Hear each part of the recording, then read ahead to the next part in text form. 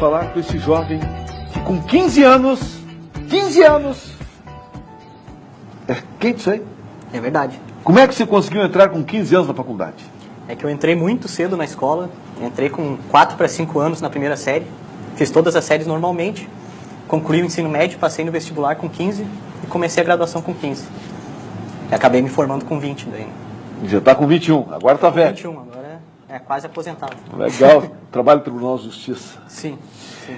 E você como historiador, você vai fazer palestras, né, sobre o Foro de São Paulo. Eu quero que você explique o que é o Foro de São Paulo, que se fala tanto em rede social, o Foro de São Paulo e tal. Sabe o que é o Foro de São Paulo? Não. Não sabe. Sabe o que é o Foro de São Paulo? O Rebelato, aquele homem! Olha para a câmera do teu lado aí. Imbecil. Ele não sabe o que é o Foro de São Paulo. Para ver como é importante.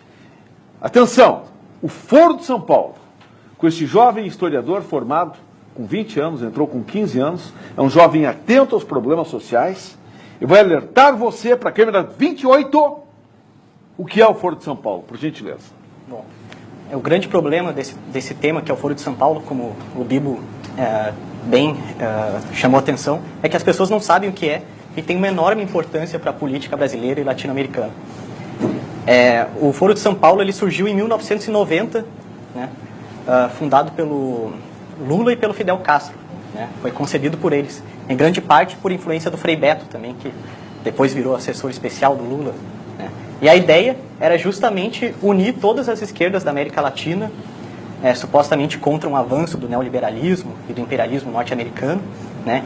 A esquerda na época estava enfraquecida, né, eles já sentiam que, já em 89 eles já sentiam que o Muro de Berlim ia cair, né, e eles iam perder muita coisa no leste europeu e queriam de alguma maneira retomar isso aqui na América Latina com um novo projeto de socialismo internacional.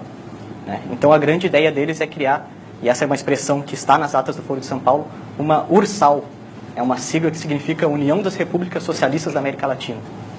Esse é um projeto deles, mas o mais comum é eles chamarem de Pátria Grande. Né. Então a ideia, o Foro de São Paulo em 90 poderia até não ser algo tão relevante, mas o fato é que hoje a maioria dos presidentes eleitos da América Latina faz parte do Foro de São Paulo e foram formados nessa mentalidade e com esse projeto político.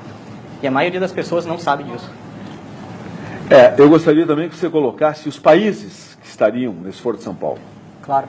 Atenção! O Foro de São Paulo ele integra muitos partidos, né? Então, dentre eles o PT, que está aqui no poder, né, desde 2002, mas também integra os partidos dos atuais governantes, da Bolívia, do Equador, da Venezuela, né? Aliás, Hugo Chávez foi uma das primeiras grandes vitórias.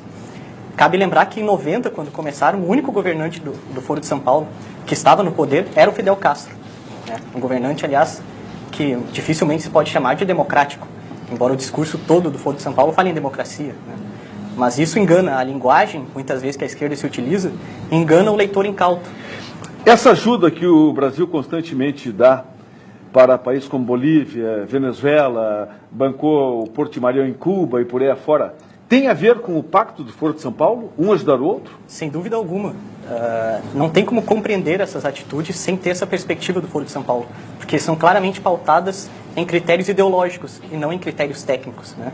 Isso não sou só eu que estou dizendo, inclusive o Luiz Felipe Lampreia, que foi um grande diplomata aqui no Brasil, né, inclusive ministro de Relações Exteriores na época da FHC, afirmou que a chave para compreender as relações internacionais do governo brasileiro sob o governo do PT é o Foro de São Paulo. Ou seja, está fazendo uma diplomacia que, na verdade, é uma política partidária e não de governo. E um governo quer apoiar o outro. E quem mais apoia é o Brasil, que é o mais forte, e aí acaba faltando nosso dinheiro. Sem dúvida. Porque manda para outros países. Exatamente. Esta é a realidade. Essa crise está se vivendo. 57% do dinheiro do BNDES foi distribuído para outros países que não fosse o Brasil.